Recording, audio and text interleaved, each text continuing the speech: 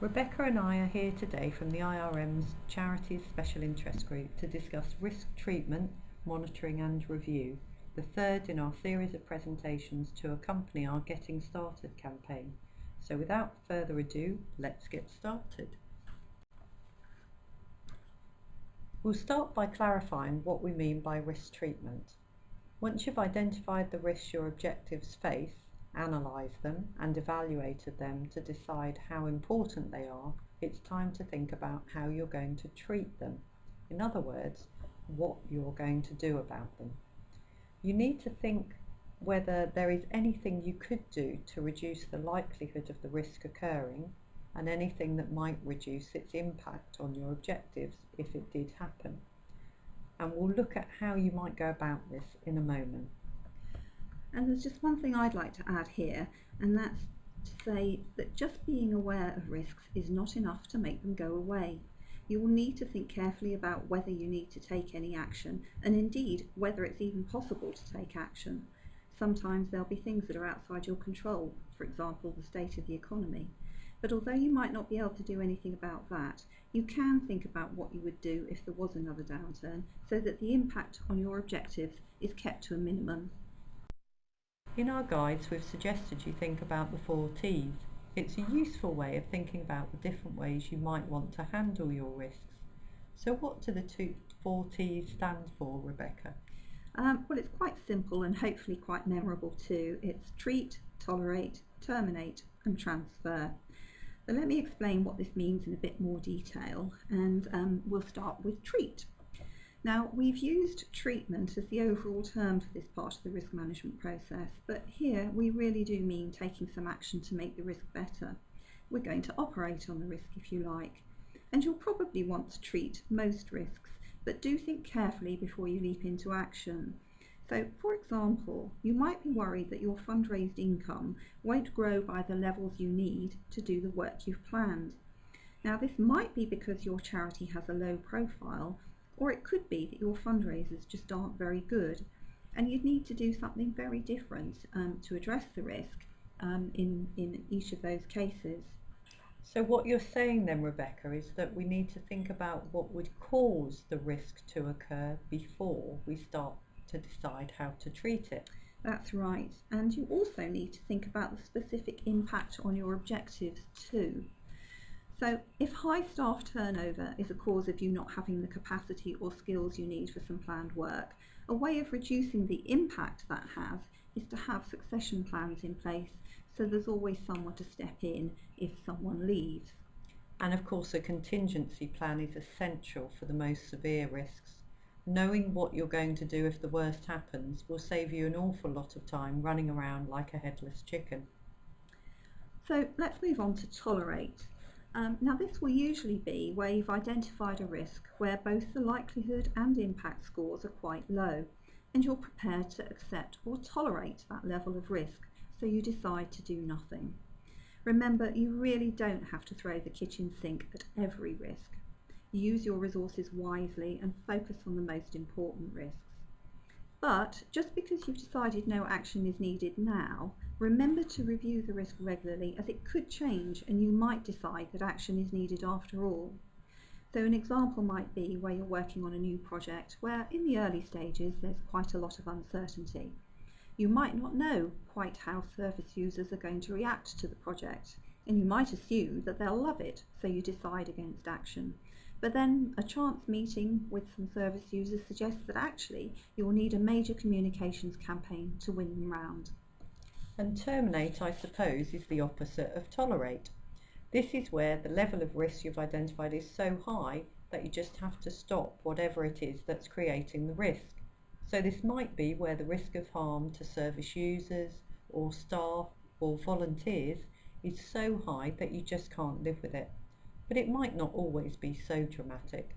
You might want some new technology, but if you discover the only options are largely untested or prone to crashing, then you might decide to stop and wait until there's something better on the market.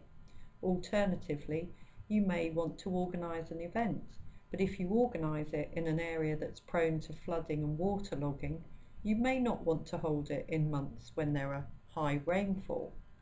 And finally, let's look at transfer.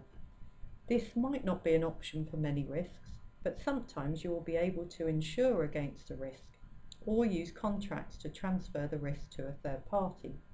So for example, if you're holding a gala fundraising dinner at the Hilton Park Lane, you will want to be sure that the hotel takes on the risks for their negligence. This is usually detailed in the venue contract and will remove a great deal of risk from you for the event in a perfectly legitimate manner. Alternatively, you might take every step to protect your employees against back problems incurred as part of their job, but if they're working with people who require lifting, you may well find problems do occur and allegations are made. An insurance contract can help by providing a team of claims professionals who can request and check medical evidence and ultimately, if you have a legal liability, to compensate as the employer.